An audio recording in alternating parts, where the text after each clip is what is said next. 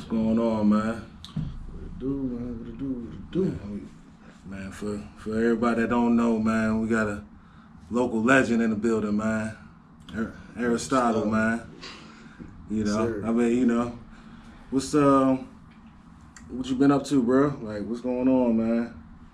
Working. So I'm working. You know what I'm talking about? I'm getting to it. I get money for a living. You know, gotta do that. Always, you know what I'm saying? Trying to improve, get better. You know, always something going on. Stay working. What you got any projects, new projects, anything you working on right now? Yeah, I do. Actually, we still, me, my label, my team, we still working on our second collaboration project, Feed the Streets Volume 1. Okay. I thought we was gonna be done with that job in the summer. Yeah. But, you know, things happen or whatever, but we getting, you know, the guys back together. Getting creative juices flowing, you know what I'm talking about, so that's just gonna be coming.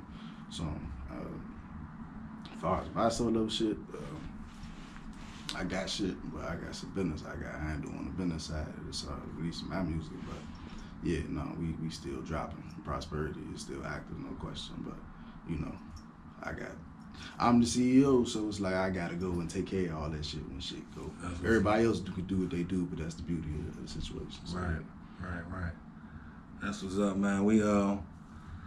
I'm just I skipped over a lot of questions there, but we're gonna get into like the people that don't know who you are, you know what I'm saying, like, and where you from, that type of thing. We're gonna get into that, like, so where you from, like, where was you born at?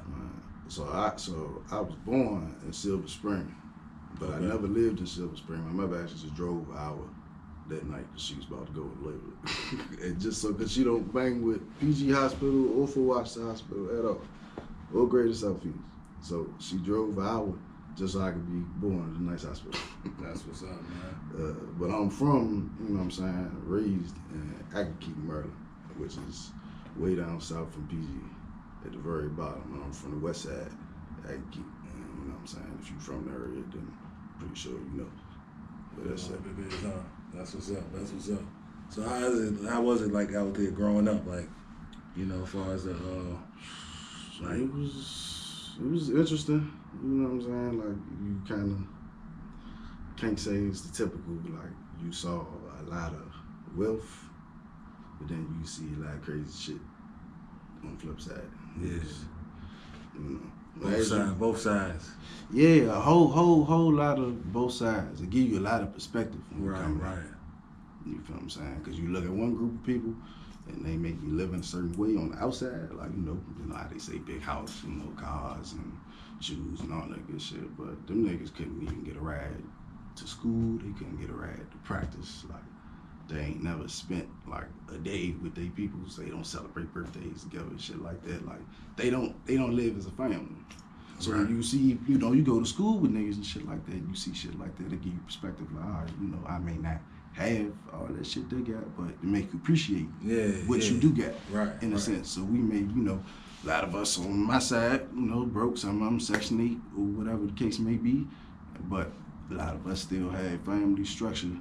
You know, we still had strong relationships with our peoples. And a lot of them niggas, they bang with their friends as heavy as they do because they don't have that nowhere else. Except, Right. You feel me? So look to their friends and to take the place of, you know, family members and stuff like that. Yeah. But all in all, shit, it's just, if you're not gonna go to college, it's really just dope in real estate and that can keep you. better pick one. Right. Okay. So man, when did you start making music? So our first time I ever tried to write and I ever performed was in 2009. I was in the 5th grade. I was probably like 10 or 11. MSA. It was a Maryland State assessment back then. They didn't change it or whatever they changed it to now. But we had the lowest scores in the whole state though, as it's a county by county jump. So we had the lowest scores for like the 4th year in a row. So they was getting tired of it. So they threw like a big pep rally this time, like spent money on it. Went and invested in like, you know, DJ sound team for a talent show. Mm-hmm. So I'm like, oh, okay, well, it's my last year in here. Like, I'm gonna go ahead and do something. I love hip hop. I'm gonna just go ahead and try to write something. I don't even care. Ended up turning into a huge thing. I lost. I got second in the competition, but everybody kept singing the song even after we took the test. Man. Kept singing the song. So it was like, you need to rap. I was like, man, to hell with basketball, to hell with all that shit you doing, you need to rap, bro. Right. And I'm 10, like you can't. Realistically, you can't tell me I'm finna rap at 10. That's ridiculous. Right. But I start unfortunately getting into trouble and shit, and I could never go do nothing, and I just be stuck, right? Right. You know what I'm saying? So like, Akakeek, like, is that far from like DC? Like, how far is it from like DC and like Baltimore, all the other areas? Like, for the people that don't know. Yeah. So it's far from Baltimore. It's like 15, 20 minutes from DC, that Eastover line right there where the line be. It's like 15-minute, 20-minute drive. Okay. We used to be trying to act like it's some other shit, but no, that's what it is. I trust me, I've crossed that motherfucker plenty of time. Right. But yeah, it's far from Baltimore area, but you just get straight on the Beltway, and it's like an hour. But it's like not in the immediate area of the DMV because it's further down. Yeah. But it's still in the area though. But it's different, bro. It's a whole different situation than every other city in the county. Like, right. Whole nother situation. Yeah. It's controlled by a group of people. Like it's not no bullshit or no nothing. Like you ever heard of the Civic Association? Nah. Yeah, I'm that. Wait, hold. You say it again? The Civic Association, yes sir. Never heard of it? Nah, is that like a organization, like a Mason type of? Hell, they might as well be. Right. You know what I'm saying? Because they call all the shots in that whole city in Akakeek. What? Like all of them in terms of property, real estate laws, the park laws. Even when they got federal property in Akakeek, them niggas got to go and talk to the Civic Association. They don't got to answer to them, but they got to be in cahoots with them niggas. That's how serious this shit get. I'm probably the only nigga that ever fucking got on camera and never said something about these niggas. That's crazy. I ain't know nothing about that. They can't touch a nigga. Right. That's what's up. So it seems like a lot going on out there, man. But yeah, man. So like, as far as music, man, who did you look up to, like coming up? Like you said, you started started pretty young doing it. You know what I'm Yeah. saying? So it's a whole lot of rappers, but it's a main bunch because of how I started. So like, my mother, she like real strict. You know what I'm saying? She don't take no BS from nobody. So right. I ain't gonna be no cussing being played. I'm like 4'5". I ain't no dirty version of nothing. Right. That's a dead mission.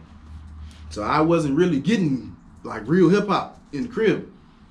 I was getting, shit I would listen to it. Mm-hmm. But the first time that I heard the real shit is when White left CDs in the crib and he was gone for hours and I was home alone, bro, and I had the CD player. Carter 1, Killer Season, Ludacris, Word to Mouth, R. Kelly, Trapped in the Closet, but I ain't play this shit. I ain't gonna lie. It's one last album that I'm missing. What's the J. John with the red cover? Oh, Kingdom Come. Okay. So those I probably listened to Killer Season, the Carter 1, and the Word of Mouth John, the Ludacris John, all in one day. So after that I was hooked. Right. Like I never looked back since so then. Like how you get away with like listening to it? Like you say your parents. Because I didn't put the John on them was my, so for those of y'all who don't know, White Boy is my that's my brother. It's my oldest brother. Okay. So it's my blood brother. We got the same mother. So he would leave the crib to go to work, go do whatever the hell he finna go do. He would leave because once you just take the CDs you want, go put it on the car back then. Yeah. This in like 2007, 6. So ain't nobody carrying no iPhones, nothing like that. It's all car action, CD player action, or if you got MP3. Yeah. So when he leave, he just take iPods and some more. Way advanced. Right. So he just take the CDs he want, throw them down in the car, and he good. So he leave the ones he probably done listening to, in the crib. And Yeah. they fell in my hand. I got the CD player. Right. So if it ain't nobody there or if my mom not staring at me, she can't see Start what the hell I'm doing your listening homework. to. Yeah, Right. I would be Right, doing right, that right. shit. Once I figured it out, like, oh yeah, no, he left this drink. And sometimes I'm like, damn, he took Carter today. But he got Carter 2 in here. Say, listen to that. I ain't heard that one yet. Right. So like, that's how I was really getting my hip hop for a little while. That's dope, man. That's dope. Yeah, man. You know what I'm saying? So, man, like, who you like? If you could work with any artist, you know what I'm saying? Just any artist, like locally or somebody famous. Who would you work with? I start with and why would you want to work with them? All right, I'll start with the local ones first. Yeah. So Fat Trill is definitely the top of my list. Okay. You know, that's a Northeast nigga, so it's not like he's just going to automatically just be getting played on my side because we don't be getting wind what's going on like all the way up there like that. Right. But I think my other brother showed me his shit and I was probably like in the 6th grade and I was jamming that shit outside around the way for years and niggas just it caught on to the point I wonder if I ever see this nigga. I'm asking, do he remember this shit? Right. He came around Aggie. He was at a barbershop called 5 Star over there by the borderline in a little area called Pine Woods. It's the borderline going to Charles County. There's a barbershop right there. There's a studio in the back of it. It's called 5 Star. Yeah. Yeah, man.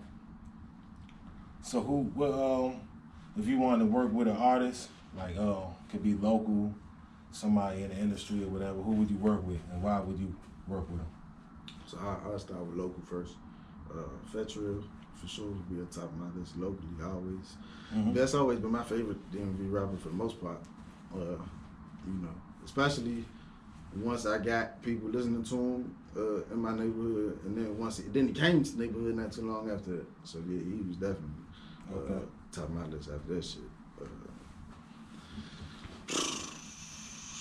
Q. I think Q is definitely he's a legend from around here. That'd be a dope collab, no question. Shabazz, Flop for sure. Jesus, definitely. Yeah. Lizzo, Mo. Okay. Lizzo, yeah. It's another Dark member people be forgetting about that. Man, DMV got quite a few artists, man. They yeah. You know what I'm saying?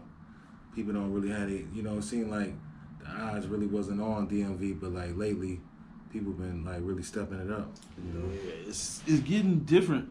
It's getting real different, bro. Like I was actually aware of what was going on in 05 when Tabby Bonet dropped "Put Me in the Pocket." Right.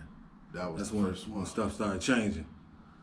But you think about that song now, and you're like, right. Who would have ever thought? Right. All this was gonna follow from that little, because we ain't think nothing. Well, I was so small I didn't know the history. Did Raheem Devon come out after him or before him? It was a year after. Oh, okay, so that Put Me in the Pocket was 05, and then Raheem went gold or platinum in 06. Okay, yeah. Oh, that's crazy, man.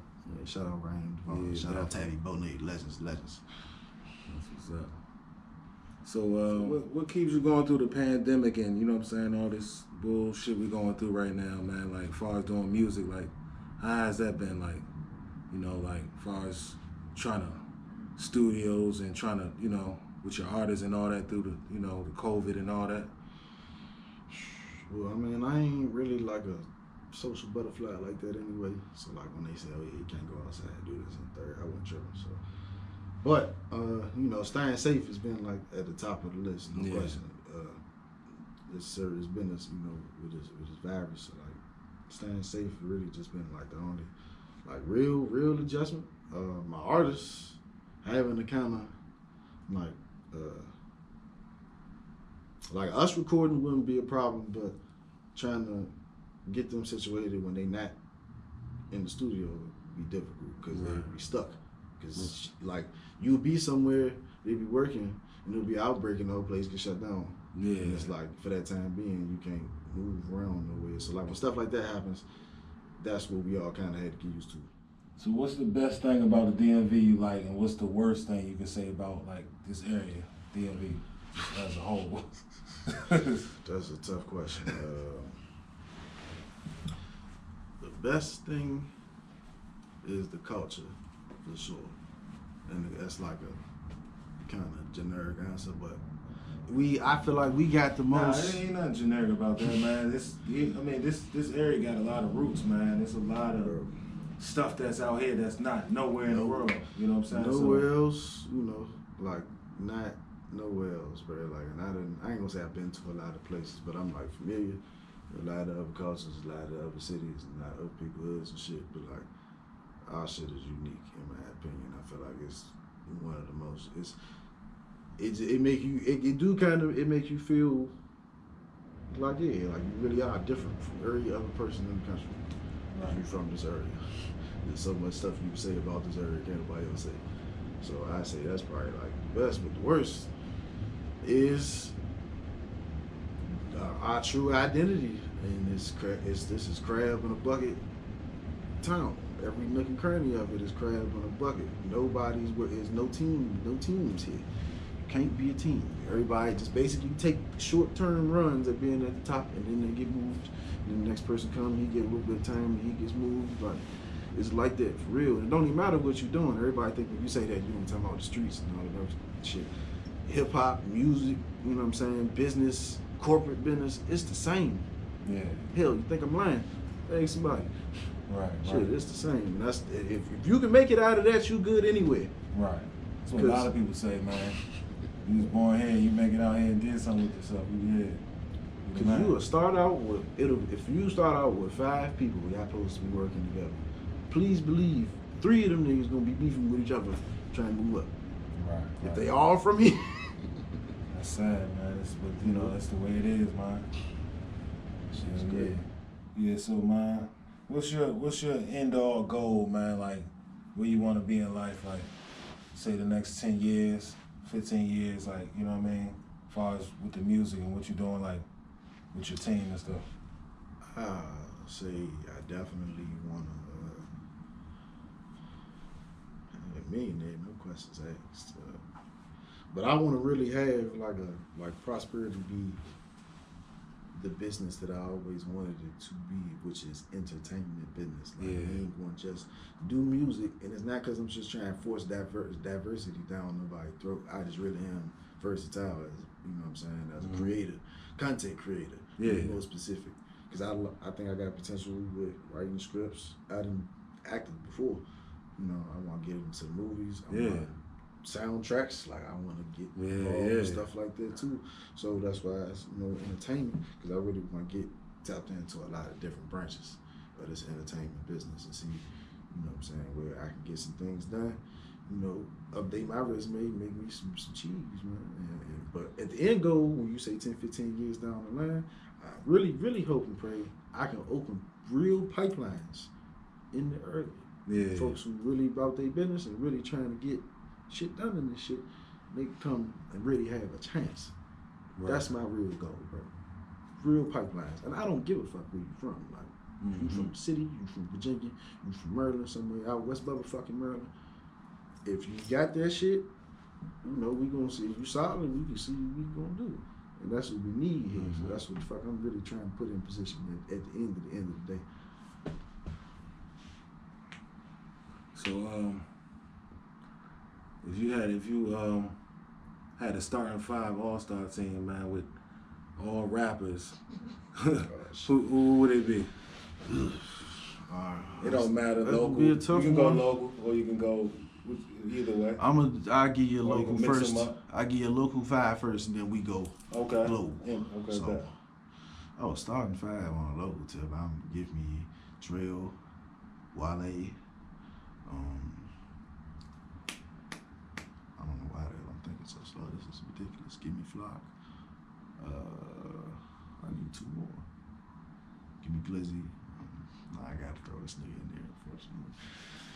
Give me Glizzy and who gonna get that last spot? Gonna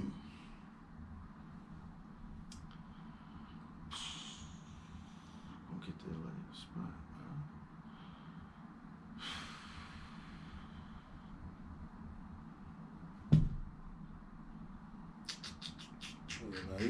We can't think. You can just go on to the head. Man. I don't know. Yeah, damn it. global scale though, give me Wayne, give me M. Shouldn't be hard. Give me Fifth, give me 50 Cent. Okay.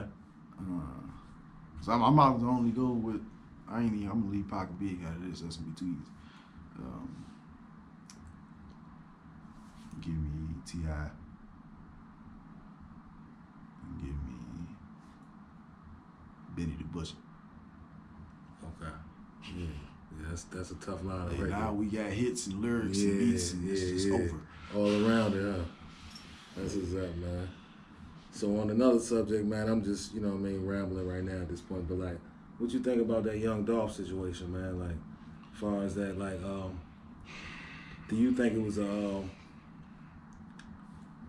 a bad thing that he came back to his hood to try to show love? Like, you know what I'm saying? Just to go into a cookie shop for his mother? Like, do you think that was the wrong thing to do? Somewhere, where you from? I seen the video even before that. It was like some years ago where he was at that same spot. And he was like stamping. It was like a promo video, but not really. It was just like you could tell he just really rocked with that cookie. Yeah. I heard he was going like when every he was young, day right?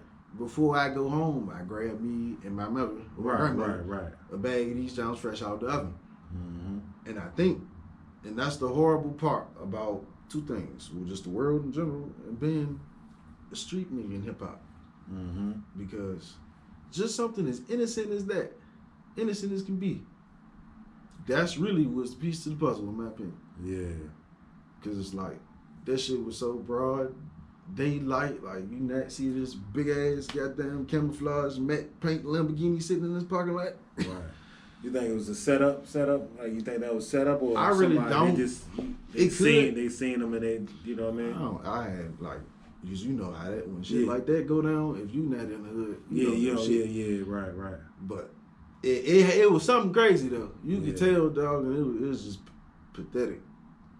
It's pathetic. I ain't gonna lie, cause that's you can say feel however the motherfucker you gonna feel about it, nigga. That's a boss, bro. That's a father.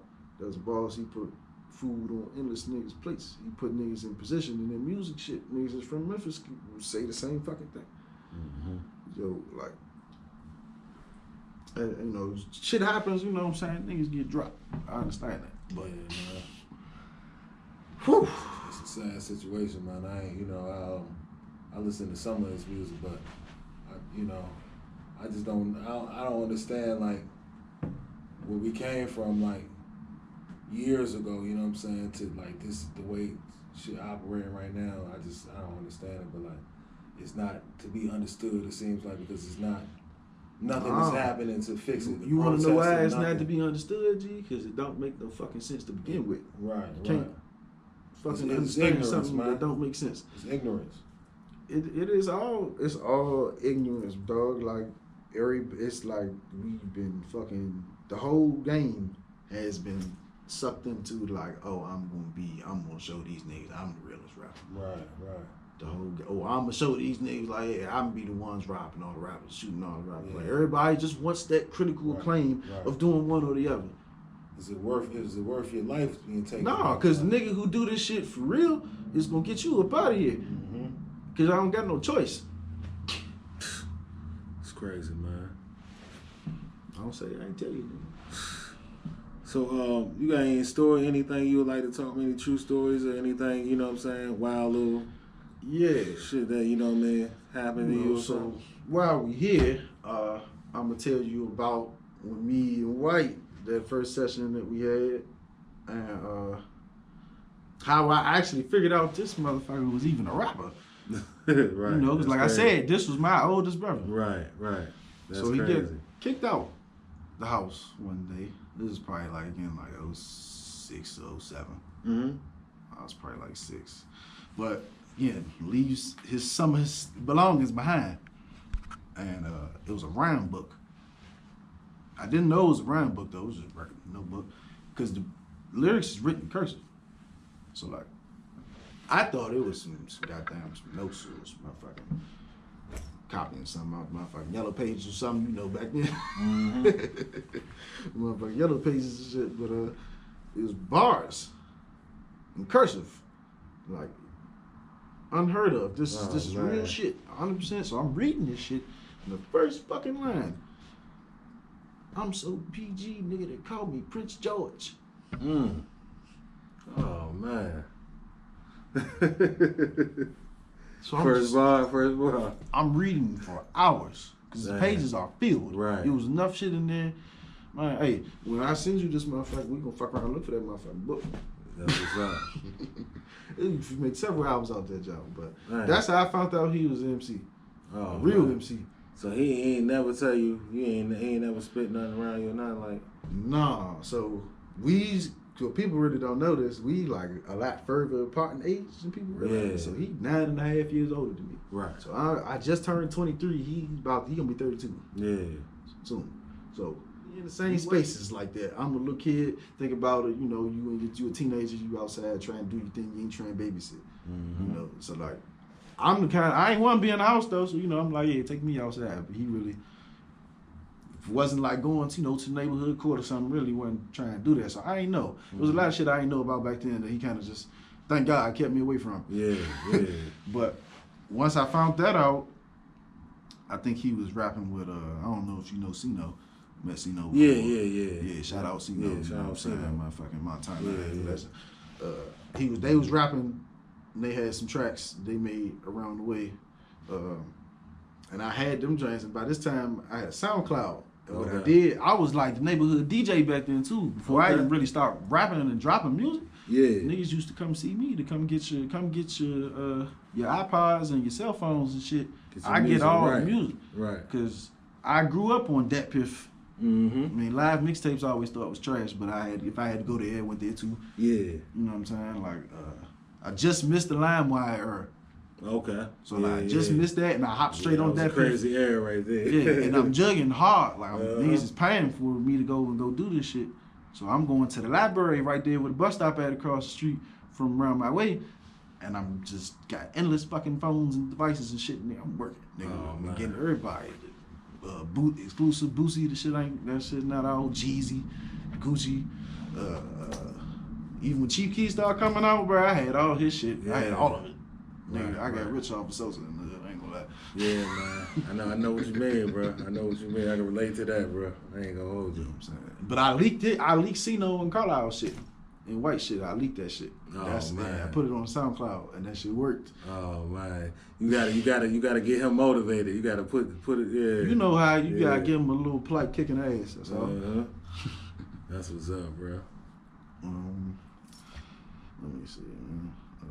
It's been a crazy journey, bro. I remember one time they was throwing Hood Day, Aggie Day around the way at the park on the west side, and I remember I had talked to the nigga. I ain't gonna say this nigga name or whatever, but I had talked to the nigga who was coordinating the event.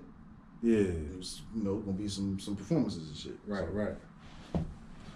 This the day before we did all this. He like, be here at this time, come early. Type shit. And I had to work. So niggas don't even know this. I ain't even clock out or nothing. I just cold dipped off that motherfucker. Cause I work at the store, so I'm just driving across the street. Right. I just dip out, change clothes, bro. I'm there on time, ready to roll. And I'm not gonna say this ass nigga's name neither. But I see a nigga that I know that is also a rapper, and he literally is taking my spot on the job. Like, nigga ain't even acknowledge me and be like, oh yeah, shit happens type shit. Nigga ain't even acknowledge me, G. We in my spot. This is my shit. This nigga ain't from here. So you saying the dude just came out to the event and he put the dude on? He put endless niggas on, but in front of me and white though. Cause white, he promised my brother the same shit and he stood both. Yeah, he kind of not blackball, yeah, but he sideswiped both. Pretty much, yeah, like in your neighborhood. Yeah. Shit was prime time disrespectful. Nigga got up there and made an absolute fucking ass of himself. He was down there laughing like a motherfucker. It was pathetic. Shit is bad when niggas stop gambling and smoking and laugh. Oh man, yeah, that's horrible. Yeah, that's terrible, man. So man, what platforms could everybody watching this find you on, man? I'm on all of them, bro. They selling music. music. You got something in the background. You know what I'm saying? We can. Pan to that real quick. What's this about right here? So this, I'm glad you mentioned this. So this, it is actually the 5-year anniversary today of Pitch Black. It's a mixtape. It's probably my most popular mixtape on the street. Okay. If you from the West, if you from anywhere that I keep watching, you definitely know about this shit. That's what's up. This came out on my 18th birthday. I had just got off the deal, the piece of shit deal I was talking about. Just left that joint. Okay. Same year. It's the very end of the year. I dropped the EP before that, building up momentum, and I dropped this shit. And it seemed like this is where I really put the pieces together as an artist and figured out how I want to execute my shit. Right. This is a very special project for me personally. Like, okay. A lot of was going through a lot of shit when we making this jump. Streets was crazy. Niggas had to get their hands dirty when this jump was being made, but it's so pure. The music is really that. And it was the first time I really felt like that. Oh, original beats or? Oh yeah, all originals. 16, 18 now.